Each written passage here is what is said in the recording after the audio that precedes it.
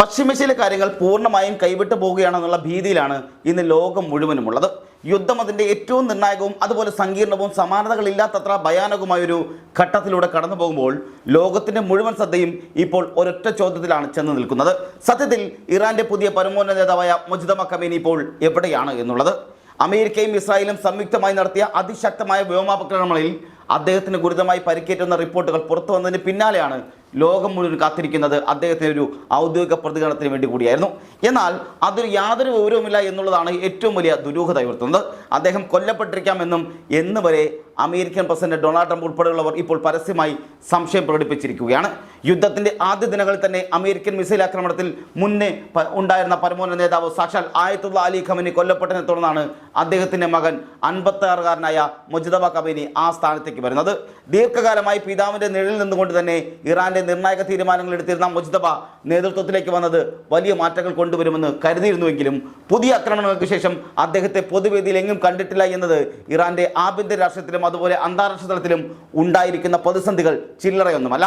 ഒരു രാജ്യത്തിൻ്റെ പരമാധികാരി, അതും യുദ്ധം ഇങ്ങനെ കൊടുമ്പിരി കൊണ്ടിരിക്കുന്ന സമയത്ത് അപ്രത്യക്ഷനാകുന്നത് കേവലം ഒരു വാർത്തയെ നമുക്ക് തള്ളിക്കളയാൻ കഴിയുന്നതുമല്ല, മറിച്ച് അതൊരു വലിയ തന്ത്രത്തിൻ്റെയോ അല്ലെങ്കിൽ ആ രാജ്യത്ത് നേരിട്ട വലിയൊരു ദുരന്തത്തിൻ്റെയോ സൂചന തന്നെയാണെന്നാണ് നമുക്കിവിടെ മനസ്സിലാക്കാൻ കഴിയുന്നത്. ഇവിടെയാണ് അമേരിക്കൻ പ്രസിഡന്റ് ഡൊണാൾഡ് ട്രംപിൻ്റെ വാക്കുകൾ നാം വളരെ സൂക്ഷ്മമായി നിരീക്ഷിക്കേണ്ടത്. കഴിഞ്ഞ ദിവസം പ്രമുഖ അമേരിക്കൻ മാധ്യമമായ NBC ന്യൂസ് നൽകിയ ഒരു പ്രത്യേക അഭിമുഖത്തിൽ ട്രംപ് നടത്തിയ പരാമർശങ്ങൾ ഈ അഭിമുഖങ്ങളുടെ ആക്കം 10 മടങ്ങ് വർദ്ധിപ്പിച്ചിരിക്കുകയാണ്.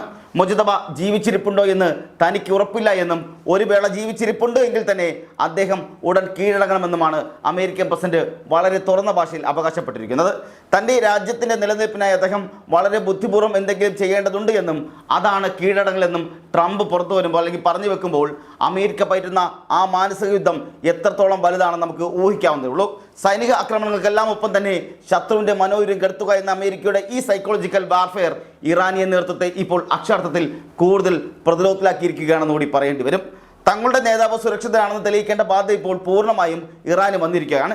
ഇതിന് പിന്നാലെ ഇസ്രായേൽ സുരക്ഷാ ഉദ്യോഗസ്ഥർ നൽകുന്ന കൂടുതൽ സങ്കീർണമായ വെളിപ്പെടുത്തലുകൾ പുറത്തു വരികയും ചെയ്യുന്നുണ്ട് എന്നുള്ളതാണ് മറ്റൊരു ഞെട്ടിക്കുന്ന കാര്യം. ബ്രിട്ടീഷ് മാധ്യമമായ ഡെയിലി മെയിലിനോട് സംസാരിച്ച ഒരു മുതിർന്ന ഇസ്രായേലി സുരക്ഷാ ഉദ്യോഗസ്ഥൻ പറഞ്ഞത് മുജ്തബ എവിടെയാണെന്ന് തങ്ങൾക്ക് കൃത്യമായി അറിയാമെന്നുള്ളതാണ്. ഇറാൻ്റെ ഔദ്യോഗിക മാധ്യമങ്ങൾ പുറത്തുവിടുന്ന വിവരങ്ങൾ പൂർണ്ണമായും വിശ്വസിക്കരുതെന്നും അതൊക്കെ വെറും രാഷ്ട്രീയ പ്രചരണങ്ങൾ മാത്രമാണെന്നും ഇസ്രായേൽ ലോകത്തിന് മുന്നിൽ അറിയിപ്പ് നൽകുന്നുമുണ്ട്. എന്തുകൊണ്ടാണ് ഇസ്രായേൽ ഔദ്യോഗികമായി മുജ്തബയുടെ മരണം ഇതുവരെ സ്ഥിരീകരിക്കാത്തതെന്ന് പലരും ചോദിക്കുന്നുണ്ടാകും. അതിനുള്ള ഉത്തരം അവരുടെ മുൻകാല ചരിത്രം തന്നെയാണ്.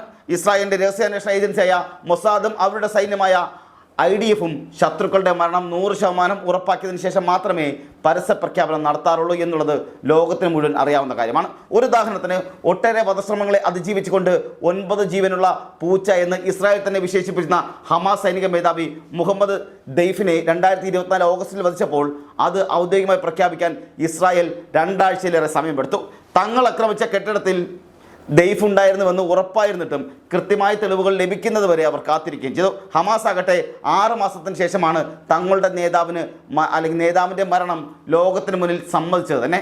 അതുപോലെ 2024 ഒക്ടോബറിൽ ഹമാസ് നേതാവ് യഹ്യ സിൻവാറിനെ വധിച്ചപ്പോൾ തകർന്ന കെട്ടിടങ്ങൾക്കിടയിൽ കിടക്കുന്ന മൃതദേഹത്തിൻ്റെ ചിത്രങ്ങൾ സമൂഹ മാധ്യമങ്ങളിൽ വൈറലായിട്ടും ഇസ്രായേൽ അത് ഉടൻ സ്ഥിരീകരിച്ചതൊന്നുമില്ല. മൃതദേഹത്തിൽ നിന്നുള്ള അവശിഷ്ടങ്ങൾ ശേഖരിച്ച് ഇസ്രായേലിലെ ലബോറട്ടറിയിൽ എത്തിച്ച് DNA പരിശോധനയ്ക്ക് വിധേയമാക്കി. അതിൻ്റെ ഫലം വന്നതിന് ശേഷമാണ് ഔദ്യോഗിക പ്രഖ്യാപനം പോലും ഉണ്ടായത്. ഇതേ തന്ത്രം തന്നെയാണ് മുജ്തബയുടെ കാര്യത്തിലും ഇസ്രായേൽ ഇപ്പോൾ പയറ്റുന്നതെന്ന് വേണം ഇവിടെ കരുതാനും. അത്തരത്തിലുള്ള ആരോപണങ്ങൾ ഉണ്ടാകുന്നുമുണ്ട്. അങ്ങനെ അദ്ദേഹത്തെ വധിക്കുകയോ ഗുരുതരമായി പരിക്കേൽക്കുകയോ ചെയ്തിട്ടുണ്ടെങ്കിൽ പോലും കൃത്യമായ തെളിവുകൾ ലഭിക്കുന്നത് വരെ കാത്തിരിക്കാനാണ് അവരുടെ തീരുമാനവും.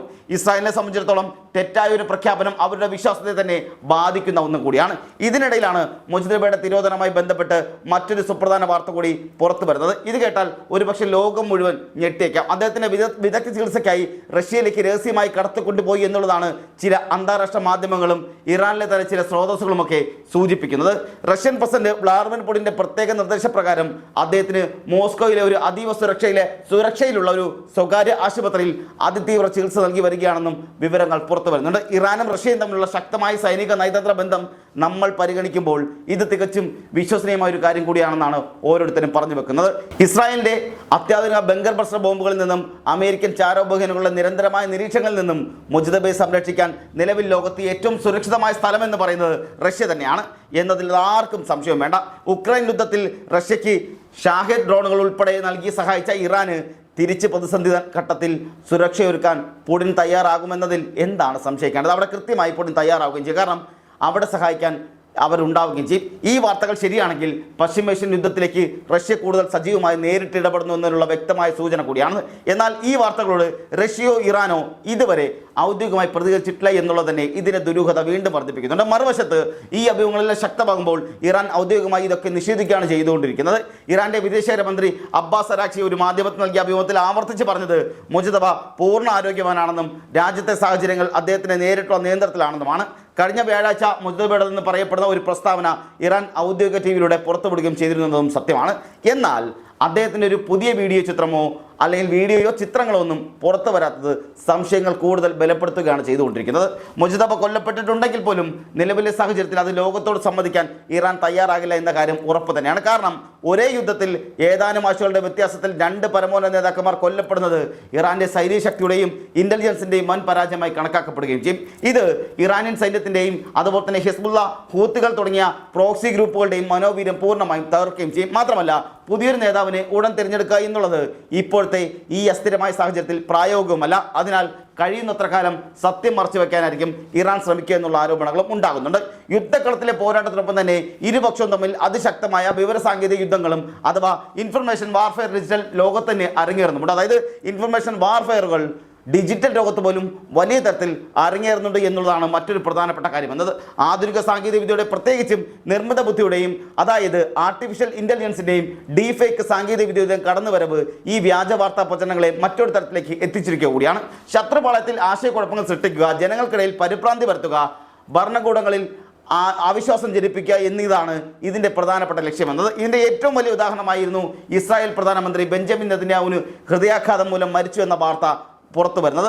ഇസ്രായേൽ ഭരണാധികാരി കൊല്ലപ്പെട്ടെന്നും ഭരണകൂടം തകർന്നു എന്നുള്ള പ്രചരണങ്ങളും ഇറാൻ അനുകൂല പ്രൊഫൈലുകൾ സമൂഹ മാധ്യമങ്ങളിൽ വ്യാപകമായി പ്രചരിക്കുകയുണ്ടായി. അതായത് വലിയ തരത്തിൽ ഇസ്രായേലിൻ്റെ പ്രസിഡന്റ് ബെഞ്ചമിൻ നെതന്യാഹു കൊല്ലപ്പെട്ട തരത്തിലുള്ള വാർത്തകൾ വലിയ തരത്തിൽ കാട്ടുതീ പോലെ പ്രചരിക്കുന്ന സാഹചര്യമുണ്ടായി. ഇതിന് പിന്നാലെ നെതന്യാഹുവിൻ്റെതായി പുറത്തു വന്ന വീഡിയോ ദൃശ്യങ്ങളെല്ലാം ഡീഫേക്ക് സാങ്കേതിക വിദ്യ ഉപയോഗിച്ച് നിർമ്മിച്ചതാണെന്ന ഗുരുതരമായ ആരോപണം ഇവർ ഉന്നയിക്കുകയും ചെയ്തു. ഏതാണ്ടത് ശരിയാണെന്ന് പലരും വിശ്വസിക്കുന്ന സാഹചര്യമുണ്ട്. കാരണം കയ്യിലെ വിരലുകൾ 6 വിരലുകൾ ഉണ്ടായിരുന്ന വീഡിയോകൾ വരെ പുറത്തു വരുന്ന സാഹചര്യമുണ്ടായി. നെതന്യാഹു സംസാരിക്കുന്ന പഴയ വീഡിയോകളിൽ AI ഉപയോഗിച്ച് കൃത്രിമം കാണിച്ച് ഇസ്രായേൽ ജനതയും ലോകത്തെയും കബളിപ്പിക്കുകയായിരുന്നെന്നും ഒരു വിഭാഗം ഇവിടെ പ്രചരണം നടത്തുന്നുണ്ടായിരുന്നു. അതായത് അത്രത്തോളം വലിയ പ്രചരണം നമ്മുടെ മലയാള മാധ്യമങ്ങളടക്കം ഉണ്ടാകുകയും ചെയ്തു. കാരണം ഇപ്പോഴും നമുക്കും അറിയില്ല ബെഞ്ചമിൻ നെതന്യാഹു ജീവനോടെ ഉണ്ടോ ഇല്ലയോ എന്നുള്ള. കാരണം വരുന്ന വീഡിയോകളെല്ലാം ആർട്ടിഫിഷ്യൽ ഇൻ്റലിജൻ്റ് ആണോ അല്ലെങ്കിൽ AI വീഡിയോ ആണോ ഒറിജിനൽ ആണെന്ന് പോലും തിരിച്ചറിയാൻ പറ്റാത്ത സാഹചര്യം നമുക്കിടയിൽ ഉണ്ടാകുന്നുണ്ട്. നേതാവ് നഷ്ടപ്പെട്ട ഒരു രാജ്യത്തിൻ്റെ അവസ്ഥയിലേക്ക് ഇസ്രായേലിനെ ചിത്രീകരിക്കാനാണ് ഇതിലൂടെ ശ്രമിച്ചെന്നുള്ള ആരോപണം ഉണ്ടാകുന്നുണ്ട്. എന്നാൽ ഈ വ്യാജ വാർത്തകൾക്കും ഡീഫേക്ക് ആരോപണങ്ങൾക്കും നെതന്യാഹു നൽകിയ മറുപടി വളരെ ശ്രദ്ധേയമായിരുന്നു. ഞായറാഴ്ച ടെൽ-അവീവിലെ ഒരു കഫേയിൽ വളരെ കൂളായി നിന്ന് കോഫി കുടിച്ചിരുന്ന ഒരു വീഡിയോ അദ്ദേഹം തൻ്റെ ഔദ്യോഗിക അക്കൗണ്ടിലൂടെ പങ്കുവയ്ക്കുകയും ചെയ്തു. ഞാൻ മരിച്ചു എന്നാണ് അവർ പറയുന്നത്, എന്നാൽ ഞാൻ കോഫി കുടിക്കാൻ വേണ്ടി മരിക്കുകയാണെന്ന് പറഞ്ഞുകൊണ്ട് അദ്ദേഹം ആ വ്യാജ വാർത്തയെ അങ്ങോട്ട് പരിഹസിച്ച് തള്ളുന്ന സാഹചര്യമുണ്ടായി. ജനങ്ങളോട് നേരിട്ട് സംവദിക്കുന്ന പോലെയുള്ള അദ്ദേഹത്തിൻ്റെ ഈ സമീപനം ഇസ്രായേലികൾക്കിടയിൽ വലിയ ആത്മവിശ്വാസമാണ് നൽകിയത്. എന്നാൽ ആ വിവരയുദ്ധം അവിടെയും അവസാനിക്കുന്നില്ല എന്നുള്ളതാണ് ഏറ്റവും പ്രധാനപ്പെട്ട കാര്യം. നെതന്യാഹു കഫയിലിരിക്കുന്ന പുതിയ വീഡിയോയും പൂർണ്ണമായും നിർമ്മിത ബുദ്ധി ഉപയോഗിച്ച് നിർമ്മിച്ചതാണെന്നും ഇസ്രായേൽ ജനതയെ വിഡ്ഢികളാക്കാനുള്ള സൈബർ നീക്കമാണെന്നുമാണ് ഇറാൻ അനുകൂല സൈബർ കേന്ദ്രങ്ങൾ ഇപ്പോൾ വ്യാപകമായി പ്രചരിപ്പിക്കുന്നത്. അല്ലെങ്കിൽ ഏതാണ്ടത് യാഥാർത്ഥ്യമാണെന്ന തരത്തിൽ പ്രചരിക്കുകയും ചെയ്യുന്നുണ്ട്. കാരണം അവിടെ ആ വീഡിയോയിലെ വെളിച്ചത്തിൻ്റെ വ്യത്യാസങ്ങളും അതുപോലെ തന്നെ പശ്ചാത്തലത്തിലെ ആളുകളുടെ ചലനങ്ങളുടെ അസ്വാഭാവികതയും ചൂണ്ടിക്കാണിച്ചാണ് ഇതൊരു AI സൃഷ്ടിയാണെന്ന് ഇവർ വലിയ തരത്തിൽ പ്രചരിപ്പിക്കുന്നതെന്ന് പറയുമ്പോഴും അത് വലിയ തരത്തിൽ പ്രചരണം നേടുന്നുമുണ്ട്. ഡിജിറ്റൽ യുദ്ധത്തിൽ ഏതാണ് സത്യം ഏതാണ് വ്യാജമെന്ന് തിരിച്ചറിയാൻ കഴിയാത്ത അവസ്ഥയിലേക്ക് കാര്യങ്ങൾ എത്തിയിരിക്കുന്നു എന്നുള്ളതും യാഥാർത്ഥ്യമാണ്. സത്യാവസ്ഥ എന്താണെങ്കിലും ഡിജിറ്റൽ ലോകത്തെ ഈ നിരന്തര പോരാട്ടം യുദ്ധത്തിൻ്റെ യാഥാർത്ഥ്യം സാധാരണക്കാരിൽ നിന്നും മറച്ചു വെക്കാൻ വലിയൊരു കാരണമാകുന്നുമുണ്ട്. നേതൃത്വത്തിൻ്റെ ആത്മവിശ്വാസം പ്രകടിപ്പിക്കാൻ ഇസ്രായേലിന് പുതിയ വീഡിയോകൾ പുറത്തുവിടാനും ആരോപണങ്ങളെ ചിരിച്ചുകളാനും എങ്ങനെ കഴിയുന്നു എന്നുള്ള ചോദ്യം ഇവിടെ ഉണ്ടാകുന്നുണ്ട്. ബെഞ്ചമിൻ നെതന്യാഹുവിൻ്റെ 2 വീഡിയോ ആണ് പുറത്തു വന്നത്. ഈ 2 വീഡിയോയും AI ആണെന്നുള്ള പ്രചരണമാണ് ഉണ്ടാകുന്നത്. കാരണം ഒന്നിൽ 6 വിരലുകൾ ഉണ്ടാകുന്നു, മറ്റൊന്നിൽ ഈ ചായ കുടിക്കുന്ന അല്ലെങ്കിൽ കോഫി കുടിക്കുന്ന ആ കപ്പിൽ കോഫി കുടിച്ച ശേഷവും അതിങ്ങനെ നിറഞ്ഞു തുളുമ്പി നിൽക്കുന്ന സാഹചര്യം ഉണ്ടാകുന്നു. അത് കൃത്യമായി ഡീഫേക്ക് ആണെന്ന് തെളിയിക്കുന്ന വീഡിയോകൾ വരെ ഇപ്പോഴത്തെ സോഷ്യൽ മീഡിയയിൽ സജീവമായി ഉണ്ടാകുന്നുണ്ട്.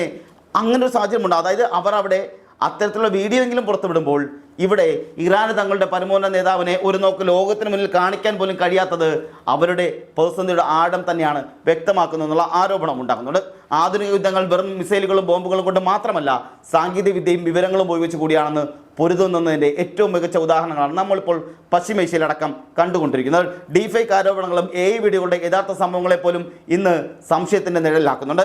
സാധാരണ ജനങ്ങളെ സംബന്ധിച്ചിടത്തോളം ഈ വിവരയുദ്ധം വലിയ ഭയമാണ് സൃഷ്ടിച്ചുകൊണ്ടിരിക്കുന്നത്. ചുരുക്കത്തിൽ ഈ സംഘർഷം മൂന്നാം ആഴ്ചയിലേക്ക് കടക്കുമ്പോൾ മുജ്തബ ഖമേനിയുടെ അവസ്ഥ എന്താണെന്ന് യുദ്ധത്തിൻ്റെ ഗതി തന്നെ മാറ്റാൻ പോകുന്ന ഒരു നിർണായക ഘടകമായി മാറിയിരിക്കുക കൂടിയാണ്. അതുമാത്രമല്ല ബെഞ്ചമിൻ നെതന്യാഹു എന്ത് പറ്റിയെന്നുള്ള ചോദ്യവും ഇവിടെ ഉണ്ടാകുന്നുണ്ട്. ബെഞ്ചമിൻ നെതന്യാഹുവിന് അപകടം പറ്റിയോ എന്നുള്ള ചോദ്യവും പുറത്തു വരുന്നത് AI വീഡിയോകളാണെന്നുള്ള ചോദ്യവും പ്രസക്തമായി ഇവിടെ നിലനിൽക്കുന്നുമുണ്ട്. അതും നാം കണ്ടില്ല എന്നടിക്കരുത്. അദ്ദേഹം ഇവിടെ റഷ്യയിൽ സുരക്ഷിതരാണെന്നുള്ളതും അതുപോലെ തന്നെ കൊല്ലപ്പെട്ടു എന്നുള്ളതും ഇവിടെ ചോദ്യമായി ഉണ്ടാകുന്നു. അതുമല്ലെങ്കിൽ ഇസ്രായേൽ ഭരണാധികാരിക്കെതിരെ നടന്നു വരുന്ന ഈ പ്രചരണങ്ങൾ അതിൻ്റെ ഇരയാണോ അദ്ദേഹം എന്നതും വരും ദിവസങ്ങളിൽ മാത്രമേ ലോകത്തിന് വ്യക്തമാകുള്ളൂ. എന്തു തന്നെയായാലും ഈ അനിശ്ചിതത്വം പശ്ചിമേഷ്യൻ രാഷ്ട്രത്തെ കൂടുതൽ കലാപകലുഷിതമാക്കിക്കൊണ്ടിരിക്കുകയാണ്. അതിന് എന്താകുമെന്ന് കാണേണ്ട കാര്യമാണ്. കാത്തിരുന്ന് കാണാം എന്താണ് ഇനി സംഭവിക്കാൻ പോകുന്നത് എന്നുള്ളതും. ഇനി അവിടെ ബെഞ്ചമിൻ നെതന്യാഹുവിന് എന്തെങ്കിലും പറ്റിയോ അതല്ല മുജ്തബ ഖമേനിക്ക് എന്തെങ്കിലും പറ്റിയോ എന്നുള്ളതും വരും ദിവസങ്ങളിൽ അറിയാൻ കഴിയും.